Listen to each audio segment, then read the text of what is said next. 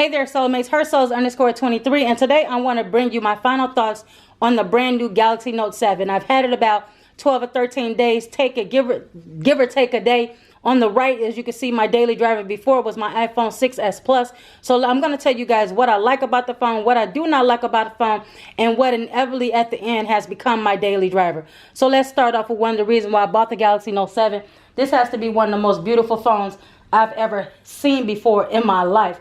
As far as it's very comfortable in the hand as far as my hands go. My hands aren't that big, so I love the way that I can hold in my hand. The phone doesn't feel slippery to me. I've read other reports that it felt slippery, but in my personal opinion, it isn't slippery. But I tell you guys what happened one day. I was in a restaurant picking up some fast food, and I did drop it on the ground face first. And that wasn't because it was slippery, because I had too much stuff in my hand. And what it did do is I end up with a scratch here and a scratch down there. So I will behoove anybody who has this phone to hurry up and put a case on it, even though I didn't want to cover it up because it's so beautiful. But this phone does scratch easily. Gorilla Glass 5 scratches hella easy, so I behoove you to get a case. Also, it is a fingerprint magnet. That's another thing that agitated me about it, but that's a little ticky-tack, so we're going to get into, like I said, what I like about it. One, I like the iris scanner. The iris scanner did help me in a couple days when I was around the house doing things and my hands were wet. I clicked the button, opened the iris scanner, and my phone was bingo bango. I was in the phone. So that works pretty well. There is something I don't like about the iris scanner, but I'll get into that in a minute.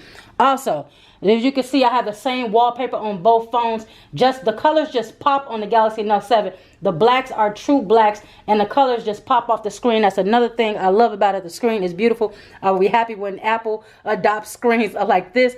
Also, the fast charging. I can put my phone on the charger with 5%, walk around, do things around the house, come back, and 20 minutes later, I'm at 80-something%. It charges from 0 to 100, I would say a little bit over an hour. So that is really fast. And the wireless charging is really cool as well. Where I can just lay my phone down, don't worry about cords, and going about my day and just pick up my phone and don't have to unplug and plug the cord. That sometimes become agitating. Also, the S Pen is definitely very precise. That's one of the reasons why I picked up the Galaxy Note, is because of the S Pen. Last Galaxy Note I had was a Galaxy Note 3. So from this pen to that pen is definitely a huge difference. I feel like I'm writing just with a regular pen or pencil. So it is very precise. Also, moving on to what else do I like about the phone? I love the split screen mode, where I can do two things at once and I don't have to leave out of one app to get to another app if it is supported in the split view multitasking. And also, it brought the Edge functionalities over from the Galaxy S7 Edge. I'm not going to show you guys all those things because then I'll be showing personal information. One thing that people talk about Android, you can easily customize your phone more than you can Apple.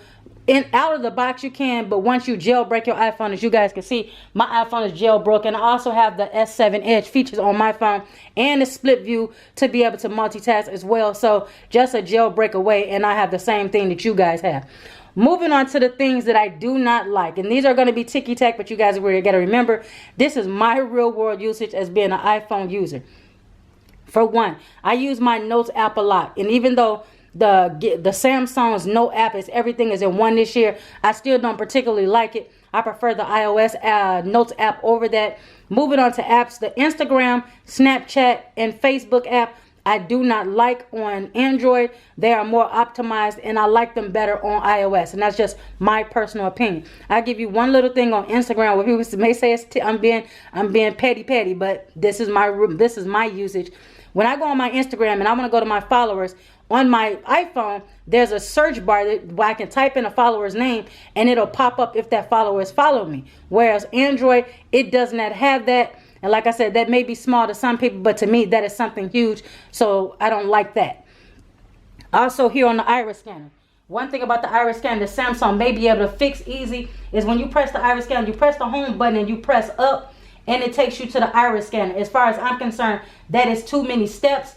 Hopefully they can fix that next year or maybe in a software update where the iris scanner would be more useful if you only use one touch. So right now, as far as I'm concerned, using a fingerprint scanner is a lot quicker than doing those two steps, unless your hands are wet or you are wearing gloves. But it does give you a futuristic feel of James Bond or Kit from Knight Rider or something like that. So, so it is a pretty cool feature. Moving in, so that's one thing that I don't like. Now, these are the two biggest things that's going to make me return this phone. Touchwiz. Android Touchwiz and battery life. Let's touch on Touchwiz.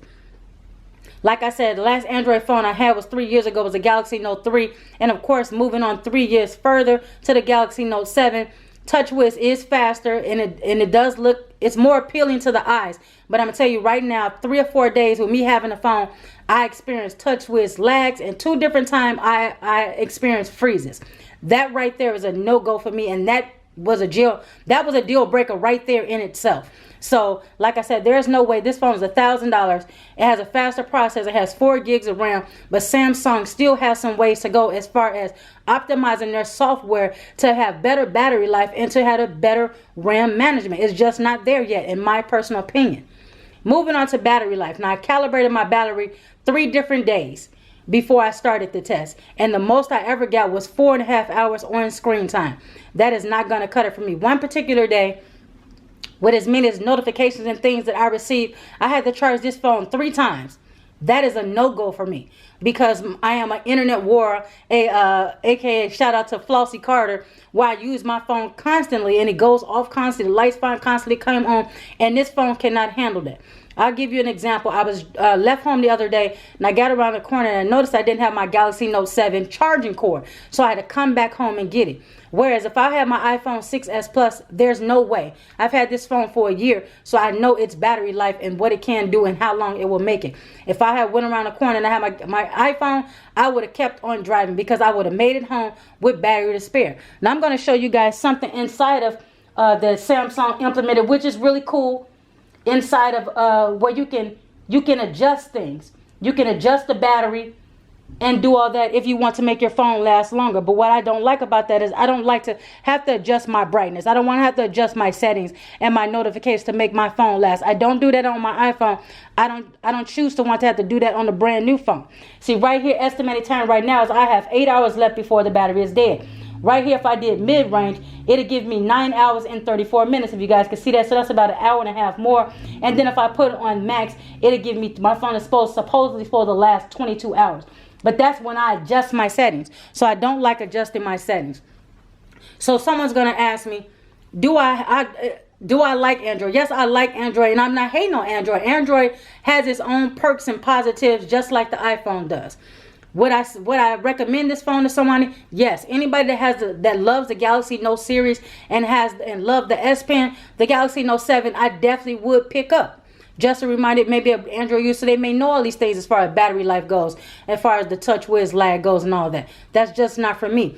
Also, if you don't use the S Pen, stay with the Galaxy S7 Edge, in my opinion. That is a beautiful phone, and it's not half-stepping in its own right. It's a very good phone.